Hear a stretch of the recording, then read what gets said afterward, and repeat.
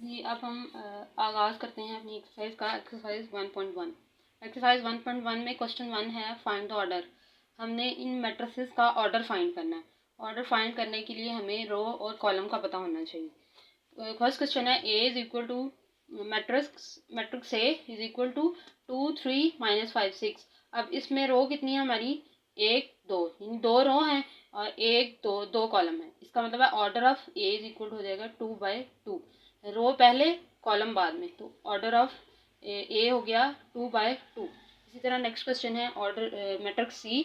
इसमें अगर देखा जाए तो एक ही रो है लेकिन कॉलम 2, तो इसका ऑर्डर 1/2, यानी एक रो और 2 कॉलम, तो 1/2 का जो है ना ऑर्डर ऑफ सी है। इसी तरह एक क्वेश्चन है ई मैट्रिक्स जो है इसकी एंट्रीज हैं A B C D E F. अगर इसमें देखें तो 1 2 3, यानी 3 रो है हमारे पास, 1 2 2 कॉलम है, तो order of E is equal to होगा 3/2। 3 रो और 2 कॉलम। उसके बाद नेक्स्ट क्वेश्चन है एच मैट्रिक्स में हमारी एंट्रीज हैं 2 3 4 1 0 6। अगर इसमें हम देखें अपनी रो और कॉलम देखें तो इसमें हमें 2 रो नज़र आ रही हैं, जबकि कॉलम 1 2 3 कॉलम है, तो इसका मतलब है ऑर्डर ऑफ एच होगा 2/3। रो पहले कॉलम बाद में, 2/3 का जो है ये 2 क्रॉस 3 जो है वो हमारा ऑर्डर ऑफ एच है।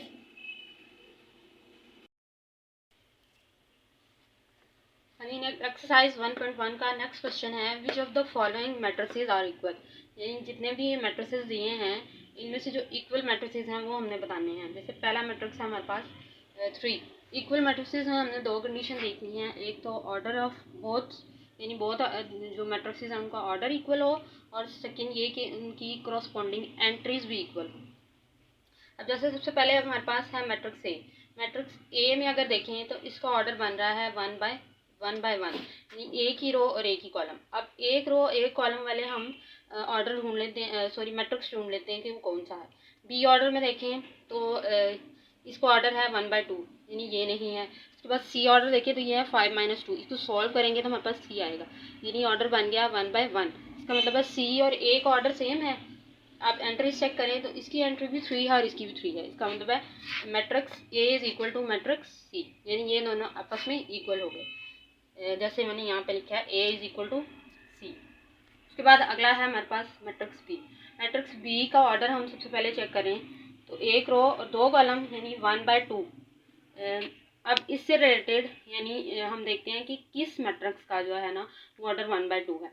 ए और सी हो चुके हैं। अब बी की तरफ आएँ तो यहाँ पे 1/2 बन रही है, यानी एक रो 2 कॉलम है। इसका मतलब ऑर्डर सेम है, ऑर्डर दोनों का सेम हो गया। अब दूसरी कंडीशन ये है कि एंट्री सेम है।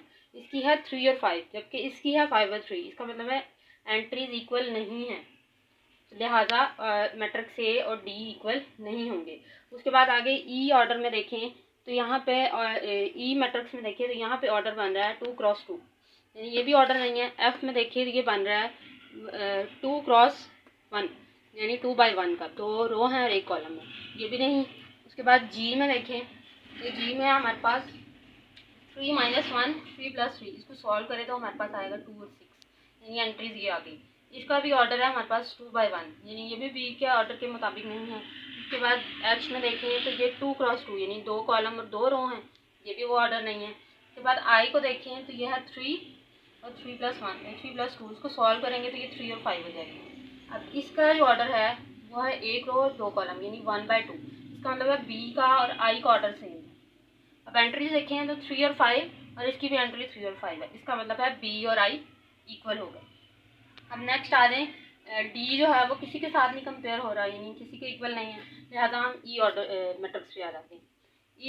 ई मैट्रिक्स में है हमारा ऑर्डर 2 क्रॉस 2, तो 2 क्रॉस 2 का ऑर्डर है एच का।